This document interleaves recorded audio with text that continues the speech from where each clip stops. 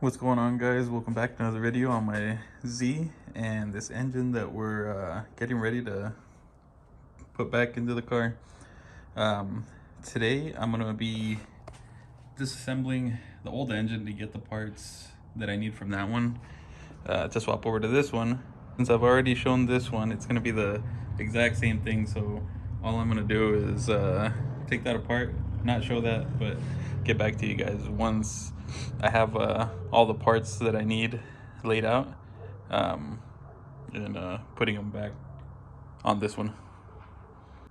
So with the power of editing, for me it'll be a couple hours, but for you guys it'll be a couple of seconds. There we are, guys. I got pretty much everything taken off this engine minus the power steering pump and let's see, just a few things. Power steering pump, these little block offs that I had made for the coolant for the heater hoses, and then that turbo feed line, and then this fitting for the other turbo feed line. That's all that is left on there. I just don't want to swap those over right away because I'll end up forgetting like which orientation they were in when I screwed them in. And then here's pretty much everything that I'm going to be swapping over to the other engine. That minus, you know, obviously some of the other timing components like the backing plate or the backing plates. I already switched these over so I didn't forget where each one went. And then here's the timing belt. If I can get it out of here. Timing belt. Got it marked off where the where those marks are gonna go. And yeah, it should be pretty easy to put back together. This is really time consuming, but it's not that hard. Oh yeah, I also got the injectors on there too already. But anyways, it got dark on me, it got late, so I'm gonna pick this back up tomorrow morning. So here are most of the seals that I'm gonna need. So this I've needed for a while. This is from, where is it, balance tube to the idler control. I've needed that for a while. My other one's like super hard, like a rock. These are the plugs that you need to block off for the NA to TT cam seals. Let's see, oil tree gasket, oil pump gasket, and the oil, the rear main plate gasket. Yeah. So for now, those are the only ones I got. I'm sure I'm gonna need like the exhaust manifold gaskets and probably other little ones once I have it completely put together. I'm sure I forgot something. I always end up forgetting something, but now we can start assembling.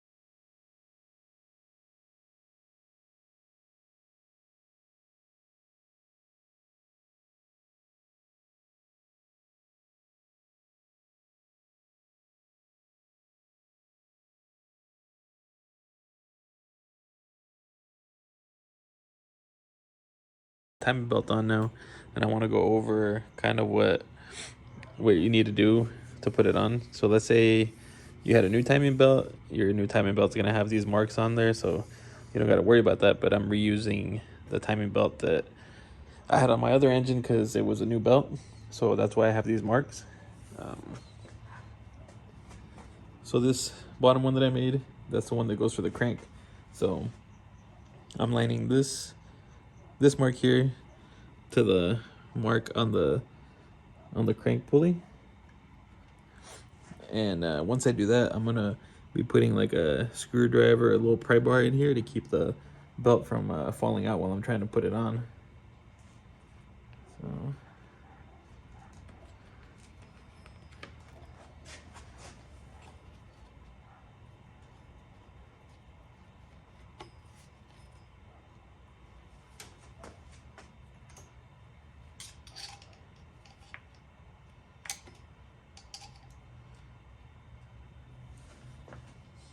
there we go. Got that screwdriver in there. It shouldn't pop out of place anymore. Now I'm gonna go to this side first.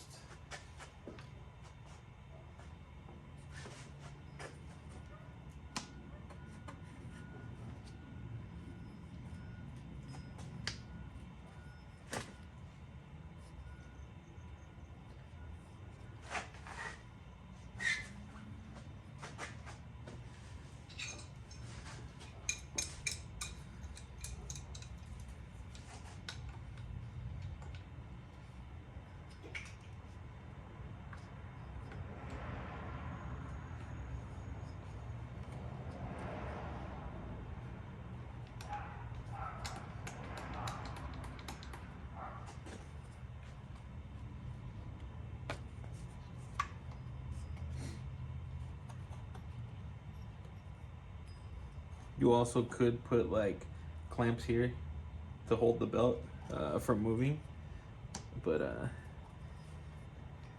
I usually don't use those unless I'm having trouble with the gears like bouncing around.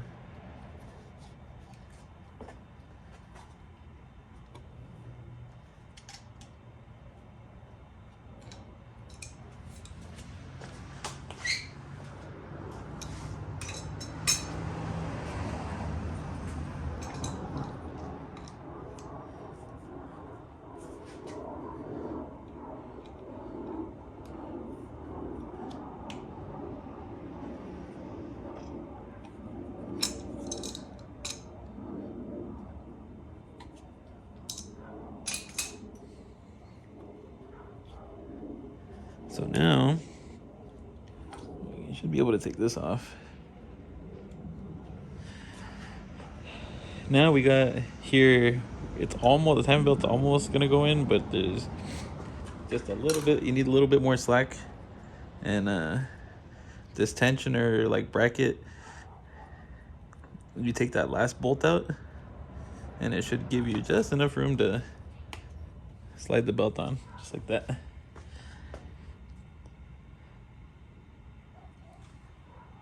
So now, what we got to figure out how to do is put something in between here to pry it back up so that you can put this bolt back in. So there's 3 bolts. There's one, let's see if I can get it in there.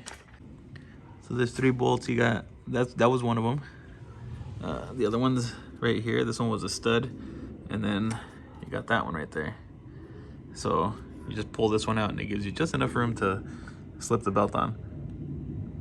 And then we should be able to stick a pry bar in here and put tension this way up on the belt so that we can put this last bolt on. I almost forgot. There's another bolt that is right here. That's for this gap right here between the tensioner and this like tensioner assembly. This one you thread it in to bring the tensioner to close the gap between these two. That one has to be, I think it was like between 3 to 4 millimeters.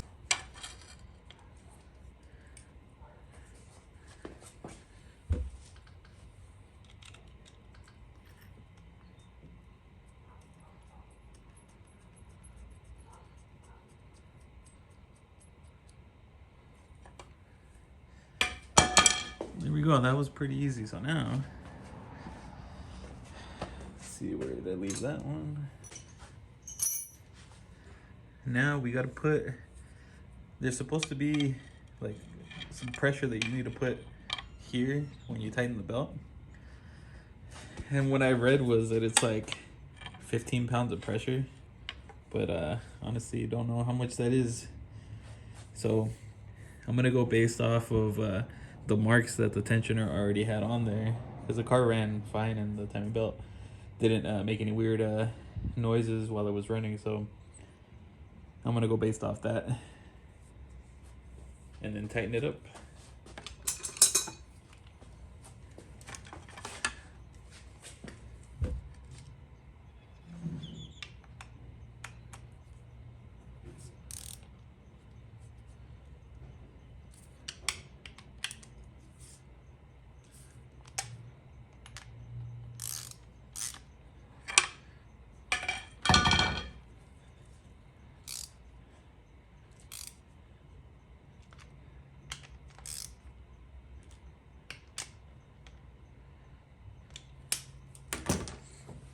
That should be it. Now all we have to do is turn the motor over a couple times and make sure that our timing marks all line up.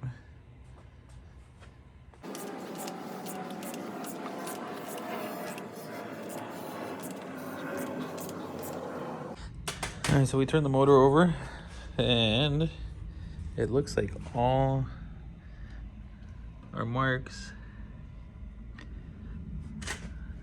line up. Well, they don't look like they line up sometimes, but they're lined up. Yeah, this one goes to there. So it looks like everything, we're good on everything right here. So the rest of this is just really assembling back how we took it apart. It's gonna be pretty easy. Just gotta make sure to put